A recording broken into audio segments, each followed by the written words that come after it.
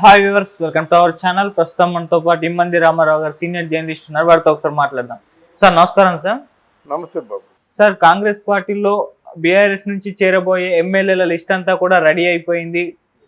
వ్యూహకర్త సునీల్తో రేవంత్ రెడ్డి గారు మీటింగ్ ఏర్పాటు చేసుకొని ఎవరెవరు చేరబోతున్నారు, ఎప్పుడు చేరబోతున్నారు అని చెప్పేసి మొత్తం కూడా ఒక ప్రిపేర్ అయిపోయిందని చెప్పేసి దానం నాగేందర్ గారు సంచలన వ్యాఖ్యలు చేయడం చూస్తున్నాం. మరి బీఆర్ఎస్ నుంచి కాంగ్రెస్ పార్టీలోకి చేరబోయే ఆ ఎమ్మెల్యేల లిస్టు ఏ విధంగా ఉంది, ఎవరు వెళ్ళిపోతున్నారు, ఎవరు మిగులుతారు బీఆర్ఎస్ పార్టీలో? సార్ అంటే ఇక్కడ మనకి ఆంధ్రదేశంతో పోలిస్తే అక్కడ ఆయన పరిస్థితి అలాగే ఉంది, ఇక్కడ ఈయన పరిస్థితి అలాగే ఉంది. ఆయన ఊహించిన ఓటమి జగన్మోహన్ రెడ్డి, ఇక్కడ కేసీఆర్ కూడా ఊహించిన ఓటమి. అక్కడ మిగిలిన వాళ్ళు ఎవరున్నారు దాంట్లో? ఇప్పుడు ఒక నలుగురు ఐదుగురు బయటికి పోయే అవకాశం ఉంది.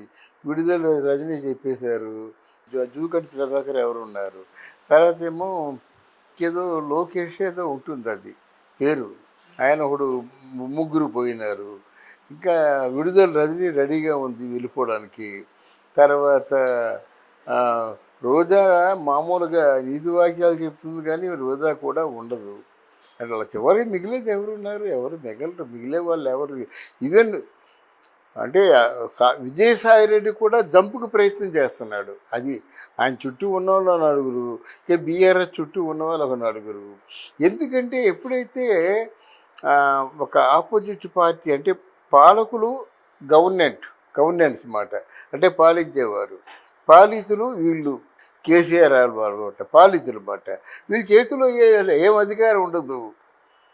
ఇప్పుడు ఎమ్మెల్యేగా ఉంటే మాత్రం వాళ్ళకి ప్రయోజనం ఏముంది?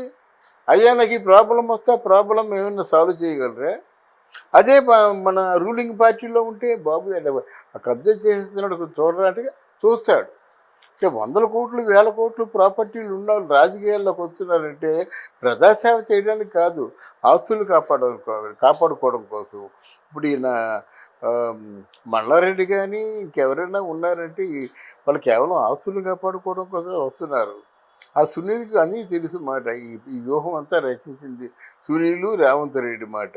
రేవంత్ రెడ్డి లీక్ చేయమని చెప్తే లీక్ చేస్తారు. అది సార్ ఇప్పుడు మరి బీఆర్ఎస్ పరిస్థితి అంటే వచ్చే నాటికి 39 మంది గెలిచారు సార్. ఇప్పుడు 5-6 వెళ్ళిపోయారు, దాదాపు 30+ ఉన్నారు. వీళ్ళలో దానం నాగేందర్ గారు చెప్పిన ప్రకారం చూసుకుంటే ఇంకో 20 మంది వెళ్ళడానికి రెడీగా ఉన్నారు. ఆ లిస్ట్ కూడా ప్రిపేర్ అయిపోయిందని అంటున్నారు. మరి బీఆర్ఎస్ ఎటువంటి జిడ్డు పరిస్థితులు అయితే ఎదుర్కొంటుంది? మరి దీన్ని నుంచి ఏ విధంగా కేసీఆర్ గారు గట్టెక్కిస్తారు, ఏ విధంగా ఆయన ఎదుర్కొంటారు సార్? రేవంత్ రెడ్డి వ్యూహం చాలా గొప్పగా ఉందండి.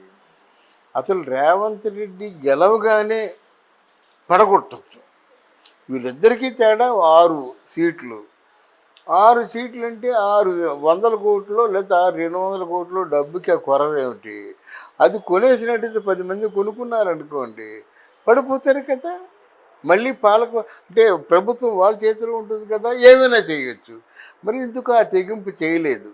అంటే రాజకీయ వ్యూహరచనలో అనుభవం ఉన్నప్పుడు కూడా అక్కడ ఉన్న కాంగ్రెస్ పార్టీ వాళ్ళని టెంప్ట్ చేసి తనలోకి లాక్కునేటువంటి ఏర్పాటు చేయలేదు.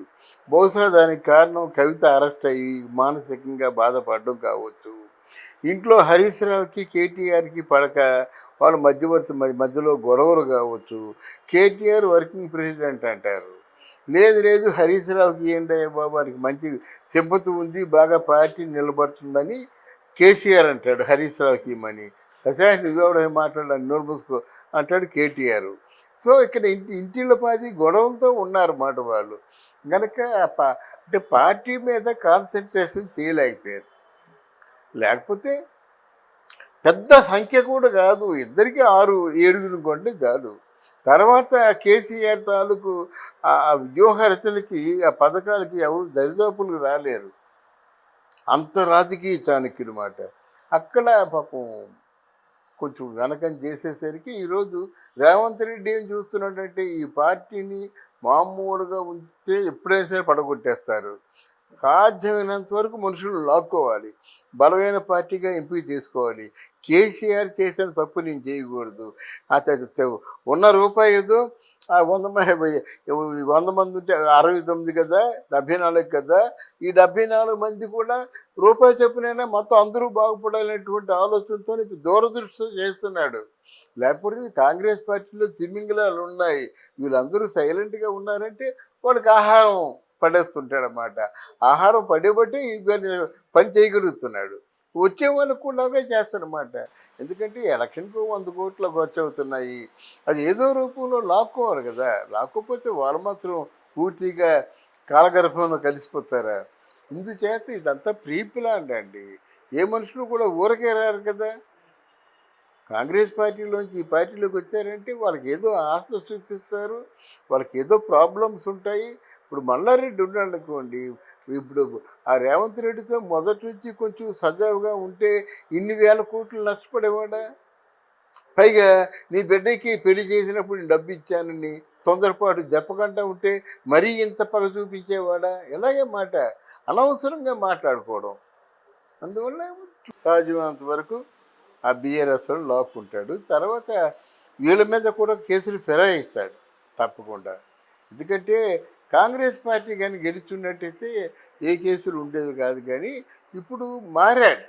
ఎందుకంటే మోడీని కేసీఆర్ ఛాలెంజ్ చేయడం, మోడీయా బీడీయా అనడం, ఆయన మీద ఎగనిస్ట్గా ప్రైమ్ మినిస్టర్గా నేను గెలుస్తున్నాను, నన్ను సపోర్ట్ చేయండి, సపోర్ట్ చేసే వాళ్ళందరికీ పార్టీ ఫండ్ ఇస్తానని కేసీఆర్ చెప్పడం, ఇవన్నీ అన్నెసరీ మాట. ఇప్పుడు సునీల్ ఉన్నాడు అనుకోండి, ఆ సునీల్ ఒకసారి అనౌన్స్ చేశారనుకోండి, ప్రభాస్ని మించిన చిత్రం తీస్తాను 1000 కోట్లదంటే అందరిలో పడతాడు. ఇదేం తీస్తారో అనుకుంటాడు ముందు, అందరిలో పడతాడు, నవ్వులు పాలైపోతాడు. కేసీఆర్ అంతే కదా. ఆ టీఆర్ఎస్ పార్టీ ఉంటే అదృష్టవంతంగా ఉండేది. ఎందుకంటే ఇది ఉద్యమ పార్టీ. నువ్వు ఎప్పుడైతే ప్రధానమంత్రి అయిపోదావు అన్నటువంటి ఆశపడ్డావో మొత్తం అసలుకే మోసం వచ్చింది కదా. అందువల్ల నువ్వు కాంగ్రెస్లో ఉంటే ఎలాగోలా తప్పించుకునేవాడు. ఇప్పుడు కేసీఆర్ కాంగ్రెస్ ఏదైనా ములాఖాత్ ఉండి వారికి ఏదైనా అంటే మంచిగా ఉంటే అక్కడ ఒక మాట చెప్పినట్టయితే రాహుల్ గాంధీ తప్పకుండా రేవంత్ అబులై చేసేవాడు. అక్కడ ఏం చెప్తే అక్కడ చేసేవాడు. నువ్వేం చేసావు? ఎవరినైతే వరదేవత, మా కులదేవత, తెలంగాణ దేవత అన్నావు, వాళ్ళని మా బలిదేవత అన్నాడు. ఇంతమంది విద్యార్థులు చచ్చిపోవడానికి కారణం ఈవిడే అని చెప్పాడు. అంటే కాంగ్రెస్ పార్టీలో విలీనం చేస్తామని చెప్పిన పెద్ద మనిషి కాస్త ముఖం చూపించకుండా అయిపోయాడు అన్నమాట. మరి ఈ శిక్షణ నుంచి తప్పించేవారు ఎవరు? ఇక్కడ ముఖ్యమంత్రి కాంగ్రెస్ పార్టీ, అక్కడ కాంగ్రెస్ పార్టీకి చెప్పేవాడు ఎవడు లేడు. మిగతా వాళ్ళు చెప్తే ఈయన వినడు. వీరికి అధిష్టానం చెప్తే తప్ప మిగతా వాళ్ళు చెప్తే వినడు. వాళ్ళు మంచి అండర్స్టాండింగ్లు ఉంటాయి కదా కాంగ్రెస్ పార్టీలో. అండర్స్టాండింగ్ అంటే ఇక్కడ ఏవైతే జరిగిందో అక్కడికి వెళ్ళిపోయి ఆ వార్తలన్నీ చేరవేస్తే కానీ అక్కడ పని చేయదు. అంటే ఆ వర్క్ సిస్టమ్ అలాగ ఉంటుంది. రేవంత్ రెడ్డి వ్యూహం చాలా గొప్పగా ఉందండి. అసలు రేవంత్ రెడ్డి గెలవగానే పడగొట్టచ్చు. వీళ్ళిద్దరికీ తేడా 6 సీట్లు. 6 సీట్లు అంటే 600 కోట్లు లేదా 200 కోట్లు డబ్బుకి ఆ కొరవేమిటి? అది కొనేసినట్టయితే 10 మంది కొనుక్కున్నారనుకోండి, పడిపోతారు కదా. Okay sir, thank you so much sir.